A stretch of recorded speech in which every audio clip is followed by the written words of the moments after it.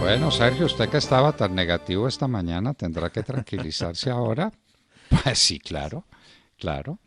El Consejo de Ministros dijo que la cosa no es tan grave como algunos la pintaban, seguramente nosotros, demasiado alarmistas, demasiado sensibles ante situaciones que son perfectamente manejables con los recursos disponibles. De manera que a no exagerar, mi querido Sergio, No, de a no, acuerdo, doctor Londoño. Y mire, yo quedo muy tranquilo también con las 67 medidas. Por ejemplo, la número 63 me parece que funciona muy bien en este momento y es una capacitación del SENA, un servicio de emprendimiento y acompañamiento técnico para la creación de 25 empresas en la región. Esa es la medida número 63, muy por bien, ejemplo. perfecto, Con perfecto. eso El ya. SENA, que el SENA Sí. cree las 25 empresas en los llanos y con eso y con otras medidas parecidas. Una de ellas era la visita de la ministra de Transporte a la zona, ¿no? Es una de las 67 medidas, si mal no Sí, entiendo. Creo que de la 30 a sí, la 32. de la 30 a la 32, pero visitas que ya ocurrieron. Es muy curioso porque sacan este documento ayer y de la 30 a la 32, pues ponen, por ejemplo, la número 30. La cabeza del sector, ministra, viceministros, gerentes o directores, realizará una visita integral a la zona, recorrido por la vía el día 20 de junio de 2019. Solicitud del presidente. Esta es una de las medidas que anuncian, pero pues evidentemente por la fecha ya ocurrió. Bueno, Pero también, sí, en todo caso, pues el gobierno se está jugando íntegro su prestigio en esta materia. No fueron necesarias medidas extraordinarias, son necesarios recursos adicionales. El ministro Carrasquilla puede estar tranquilo, 1.2 billones de pesos que debe tener ahí listo para girar y para ayudar a solucionar el problema. De manera que, a no exagerar, queridos amigos llaneros, este no es un problema menor, no lo dijo el gobierno, pero es un problema perfectamente manejable. De manera que a hacer empresa, a sembrar, a cuidar su ganado, que todas las cosas van a manejar, a mejorar muy pronto. Bueno, le tengo otra noticia. Habíamos dicho, y hay que, uno tiene que ser objetivo y tiene que rectificar, que solamente había una empresa interesada en Electricaribe. sí, Ahora señor. resulta que son 6. Son 6 las que fueron precalificadas, es decir, que avanzan en el proceso y que puede que tengan algún interés, pero ese interés pues habrá que ver si se concreta o no, porque ahora lo que ocurre es que estas 6 empresas que fueron precalificadas para pujar por Electricaribe, pues tendrán hasta septiembre para tener acceso al cuarto de datos de la empresa, conocer la situación administrativa, la situación comercial, la situación financiera y operativa de esta empresa y posteriormente, con base en el análisis que hagan en el cuarto de datos, pues presentar o no sus ofertas. Lo cierto es que hay 6 empresas que les llama la atención, pero pues quieren conocer a fondo cómo está el tema y ahora podrán hacerlo con acceso al cuarto de datos. Sí, señor. Ya parece que están sonando nombres para la terna a la alcaldía de Cartagena. Cartagena ha sido una ciudad muy desventurada, ¿no? Muy desventurada, ¿no? Con sus alcaldes, pero ahora están buscando una terna. Ojalá esta vez acierten y tengamos un excelente alcalde para la ciudad que es, sin duda, la ciudad más visible en el extranjero de Colombia. Cartagena, un verdadero tesoro. Sí, pero Cartagena es que el problema que tiene, es cierto, es el problema de continuidad. No ha tenido una administración continua de 4 años desde hace mucho. Sí, señor. Y Bueno, así es muy difícil. hay un temblorcito en la frontera entre Costa Rica y Panamá, 6,7 grados. No hay noticias de tragedias. El gobierno dice que su gestión legislativa fue magnífica, que tenía que el gobierno, el Congreso le aprobó 15 proyectos, está muy satisfecho, de manera que otro pesimismo, la gente decía pues que había sido o habían sido unas legislaturas mediocres, que eso no había funcionado, y resulta que no, que el gobierno está muy satisfecho con lo que le pasó en el Congreso. Sí, Sí, Sí, sí, sí, sí. no hay reforma a la administración de justicia, no hay reforma a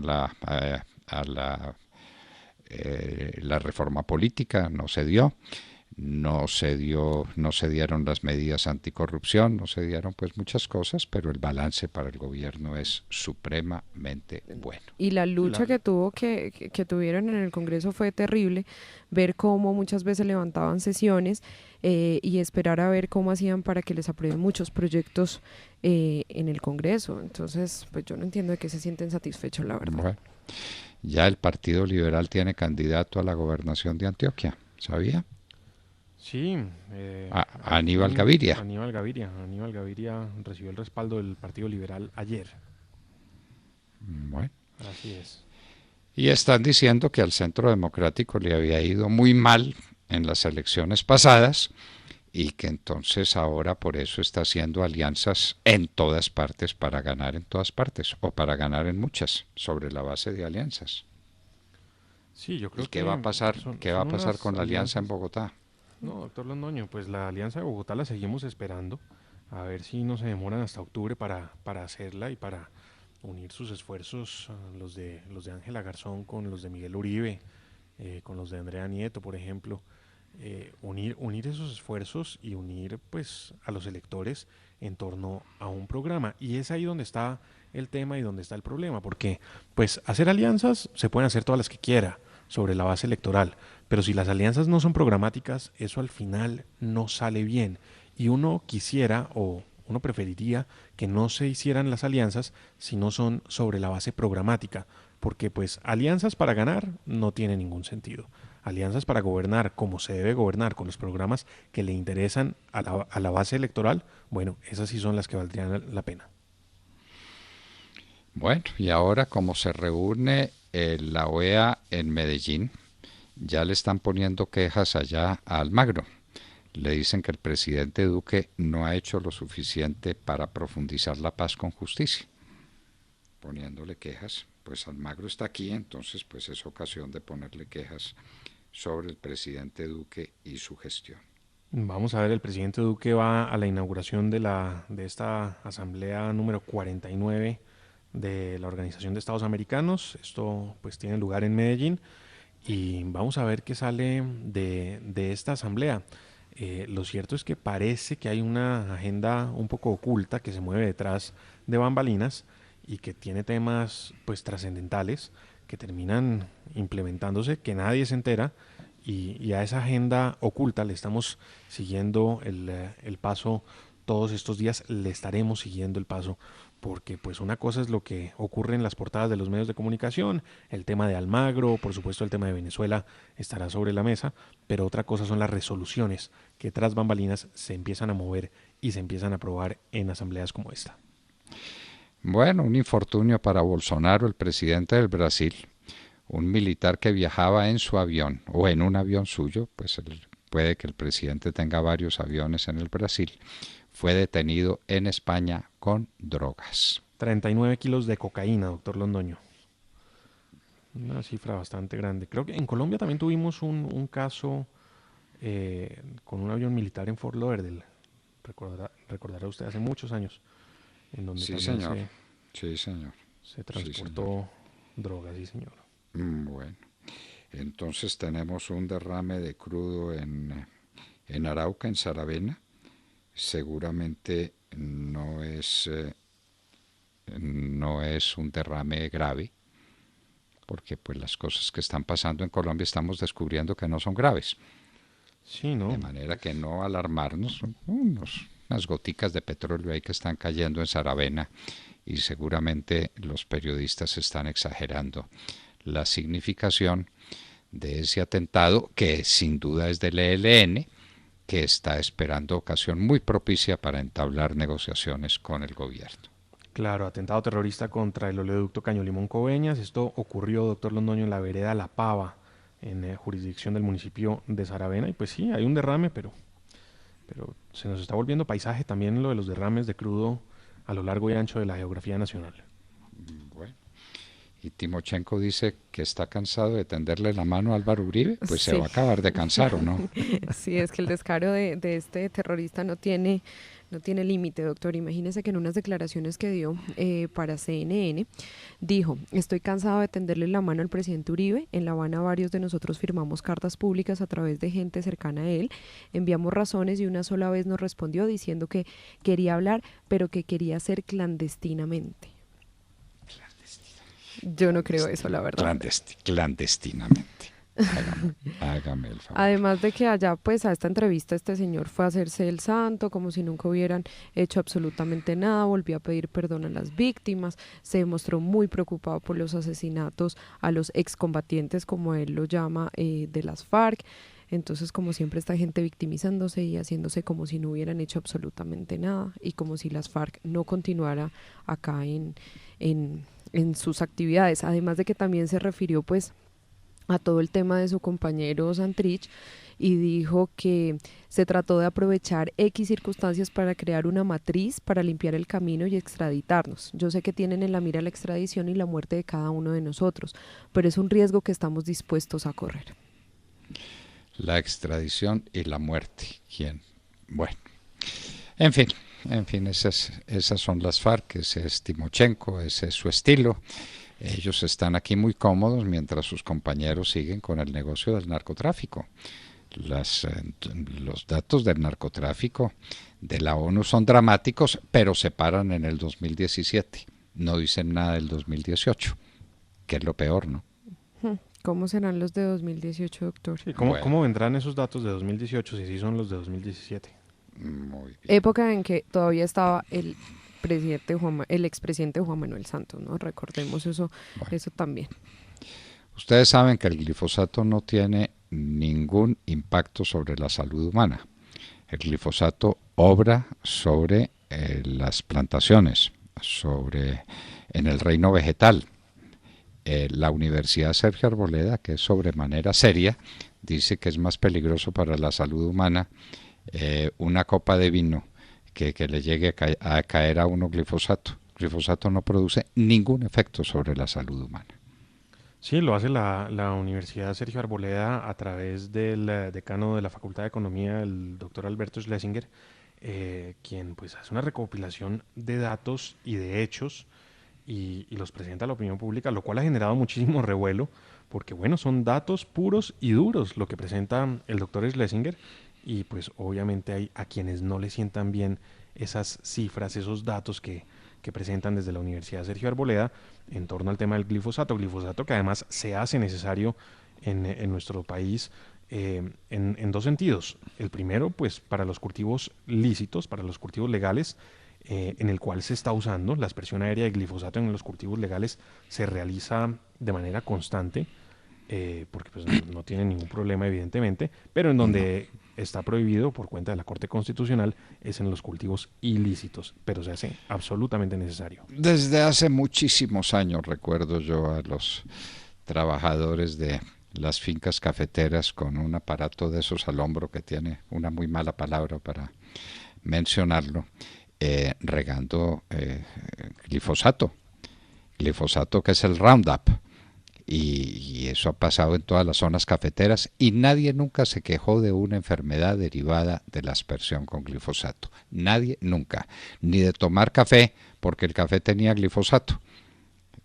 Jamás. Y tampoco ha pasado con el azúcar y tampoco ha pasado con ninguno de los productos agrícolas que necesitan el glifosato. Pero Santos tenía que decir eso para parar la fumigación y para darle más impulso a los negocios de las FARC, sus socios, ¿no? Que este es un problema entre socios. Así es. Bueno, otra exageración seguramente. Luis Pérez, gobernador de Antioquia, dice que en Medellín hay 25.000 venezolanos viviendo en pésimas condiciones.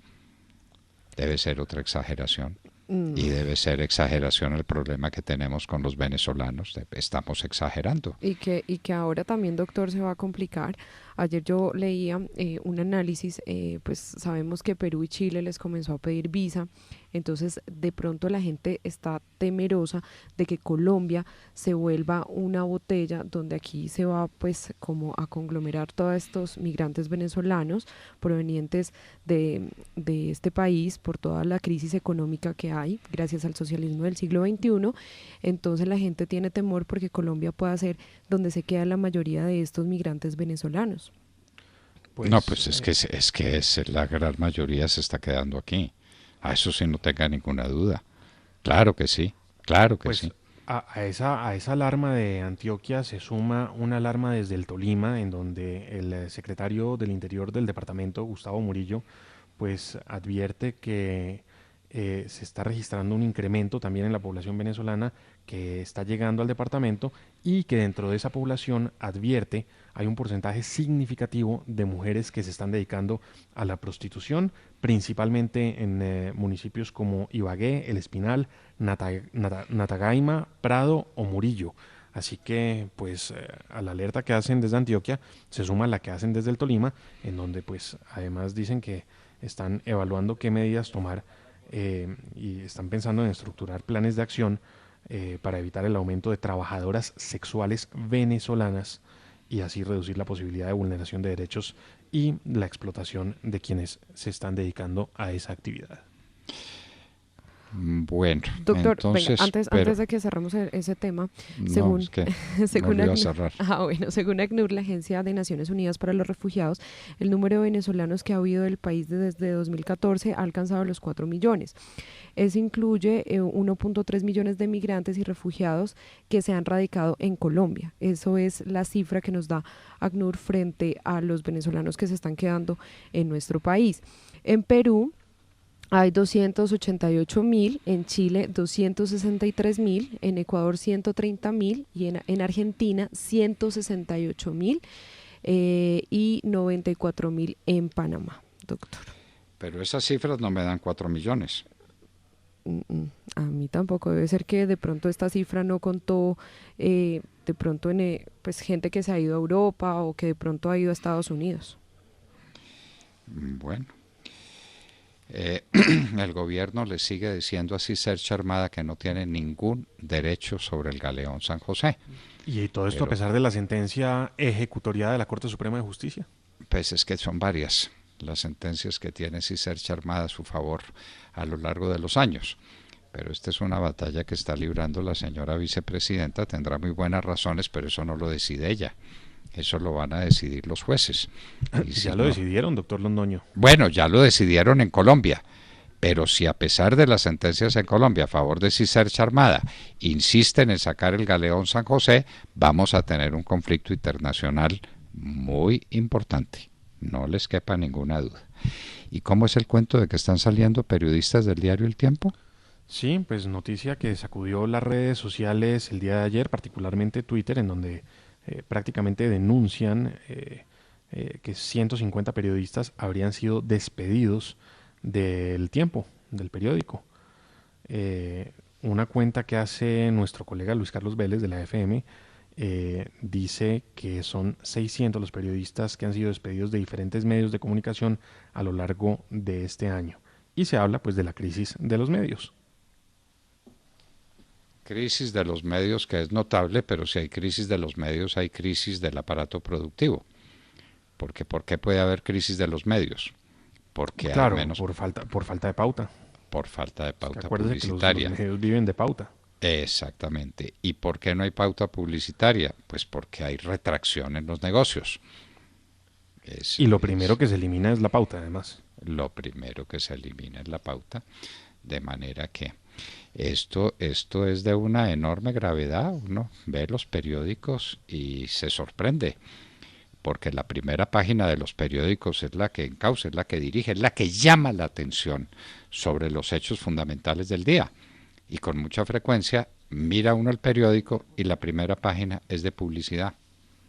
Sí, O así sea, es, así es. o sea, Viene empastelado dentro de unas páginas de publicidad del periódico. En muchos días, muchos días de la semana llega el periódico, o al menos El Tiempo, del que comenzamos a hablar hace un momento, pues llega así, recubierto por publicidad. Y el espectador también. Y el espectador también, llenos de publicidad. El espectador tiene varias páginas de avisos de avisos judiciales, pues que obviamente nadie es capaz de leer en una letrica chiquitica. Y entonces están los avisos judiciales que son obligatorios de acuerdo al Código de Procedimiento y no creo que haya una persona que sea capaz de mirar todos esos avisos, pero bueno, se reputa que todos lo vieron. Sí, así es. Son temas que espera uno se reformen algún día del funcionamiento de la justicia. Pero lo cierto, doctor Londoño, es que volviendo al tema de los medios, pues es la crisis, es el llamado también a muchos medios a reinventarse, es el entender que muchos medios están funcionando hoy con nuevas soluciones de inteligencia artificial, por ejemplo. Me sorprendía ver cómo en algunos medios internacionales se están aplicando la inteligencia artificial para escribir artículos. Simplemente se les entrega digamos que la información cruda y la inteligencia artificial logra componer artículos perfectamente bien escritos y hacia allá vamos, hacia allá se está moviendo el mundo. Y el tema de las redes sociales también, que le está quitando pues muchísimo campo a los medios tradicionales. Claro, en las redes sociales hay más lecturabilidad, la palabra se está imponiendo, ¿no? Habrá que preguntarle a Real Academia si la acepta, que en muchos medios escritos. Entonces la gente prefiere el periódico y lo lee, y tenemos esa experiencia por nuestros artículos en las dos orillas que tienen mucha lectura, muchísima lectura. No tenemos el dato de hoy, no nos lo ha dado nuestra producción, pero tenemos, por ejemplo, el dato de las reproducciones que tuvo nuestra conferencia en el Club El Nogal sobre la izquierda y la derecha, Colombia entre la izquierda y la derecha.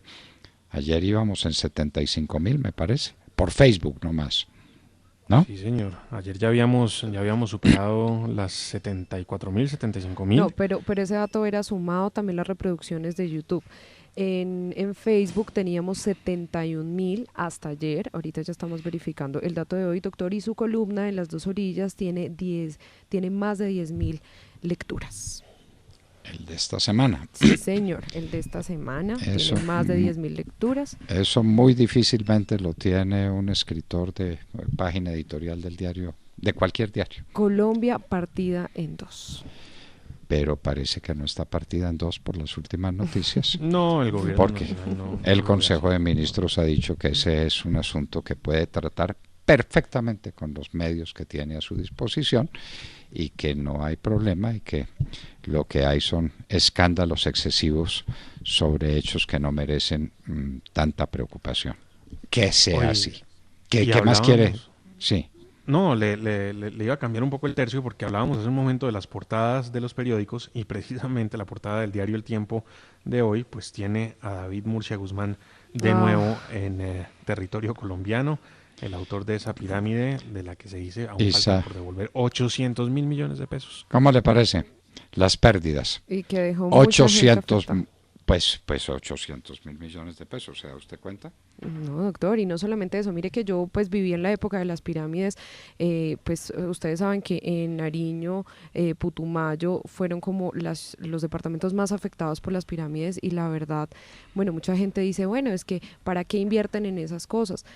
Pero detrás de esto no solamente hay pues una crisis de este tipo, sino que también mucha gente perdió casas, perdió establecimientos comerciales y mucha gente también quedó con problemas de salud mentales por culpa de David Murcia Guzmán, y había otra pirámide que se llamaba el DRFE también. Entonces, la verdad es que esta crisis de las pirámides en Nariño, que yo la viví, fue terrible, doctor Fernando.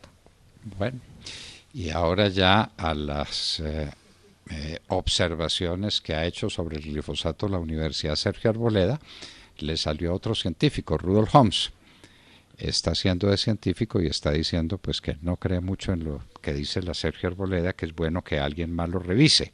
Alguien más, como por ejemplo alguna delegación de mamertos especializados en hacer este tipo de escándalos en favor de las FARC para que no les vayan a fumigar su negocio.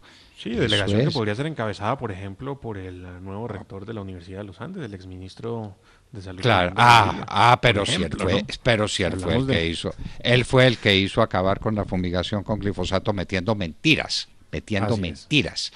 Un hombre que no es serio, rector de la universidad de más tradición que tiene este país, la Universidad de Alberto Lleras y de Mario Lacerna, en manos de una persona que dice mentiras para impedir que haya fumigación con glifosato, es decir, para ampliar el negocio de la droga. Increíble, increíble, pero bueno, así son las cosas que pasan. Muy bien, queridos amigos, ¿tienen algo más para contarnos al oído? No, doctor Londoño, pues yo creo que démosle paso a nuestro invitado que ya está listo. Tenemos un invitado especial, el doctor Luis Felipe Jaramillo, director general de la Feria Internacional de Negocios y Franquicias, FANIF, porque viene la Feria Internacional el 3 y 4 de julio en Corferia. Negocios y franquicias. En un minuto estaremos con el doctor Luis Felipe Jaramillo y les hablábamos Al Al oído. oído.